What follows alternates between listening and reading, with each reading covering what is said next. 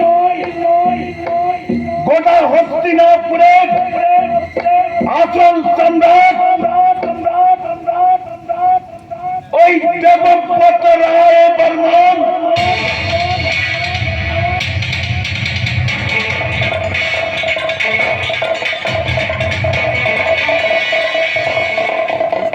ভুল করে ফেললে তোমরা, বড্ড বেশি ভুল করে ফেললে। এর ফল কিন্তু তোকে আর ওই আমিনাকে পেতে হবে মহাদেব। জয় মা কালিকা। যত পারেন মাকে ডেকে নিন সত্যবতী দেবে, কারণ এবার থেকে আপনাদের পাপের ফল পাওয়ার পালা শুরু হয়ে যাবে।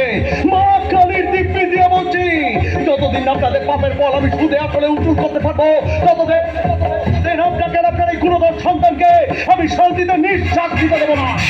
নিঃশ্বাসকে কাটকালে সেটা তো আমিও দেখে নেবো, কিন্তু তুইও ভুলে যাস না আমিও কিন্তু এই শান্তনু রায় বর্মনেরই সন্তান। সেটা তো প্রমাণ সাপেক্ষ, তবে চিন্তা করিস না, সেই প্রমাণও একদিন আমি ঠিক ভর করেই ছাড়বো। আর যেদিন সেই প্রমাণ আমি হাতে পাবো, সেই দিনই হবে তোর জীবনের অন্তিম দিন। আর দিন শেষ হয় সেটা তো ভবিষ্যৎ বলবে, কিন্তু তুইও ভুলে যাস না কলিঙ্গ কোনোদিন তার প্রাপ্য অধিকার ছেড়ে দেয়নি, ভবিষ্যতেও দেবে না। কারণ কলিঙ্গ যেটা চায় সেটা পায়, আর না পেলে অন্য কাউকে পেতেও দেয় না। তোর যাওয়া পাওয়ার দিন শেষ কলিঙ্গ, এবার থেকে আমি যেটা চাইবো সেটা করতেই তুই বাধ্য থাকবি। উঠতে বললে উঠবি, বসতে বললে বসবি। আজ শুধু বাবার মুখ চেয়ে তোদেরকে বাড়ি থেকে বার করে দিচ্ছি। ভবিষ্যতে যদি আমার কথার খেলাপ হয়েছে না, তাহলে এই গ্রাম থেকে লাঠি মেরে বার করে দিতে আমি দুবার ভাববো না। বেরিয়ে যা, বেরিয়ে যা এখান থেকে, বেরিয়ে যা। বেরিয়ে না হয় আজ আমি যাচ্ছি, কথা দিয়ে গেলাম আবার ফেরত আসবো আমি। সেদিন তোর থেকে সবটা কেড়ে নিয়ে শূন্য করে দেব, শূন্য।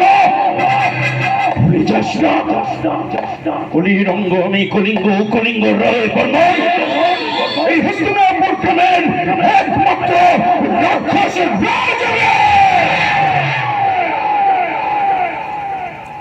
শূন্য থেকে শুরু করেছি, তাই শূন্যের ভয় পাই না রে কলিঙ্গ।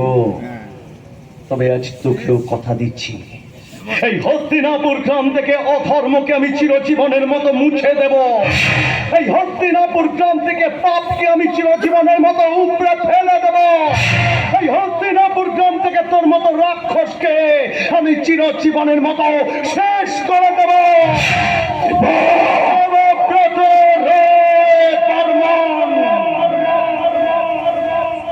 এই হস্তিনাপুর গ্রামে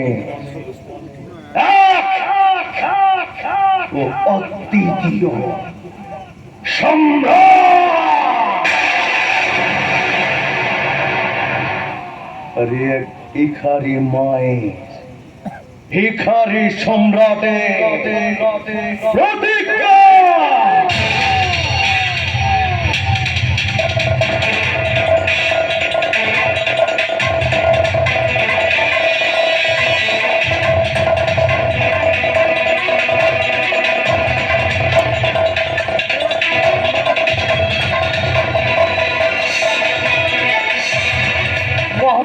রাজা বাবু, সেদিন আপনার সন্তান মারা যায়নি, আমাদের সম্রাট মারা যায়নি।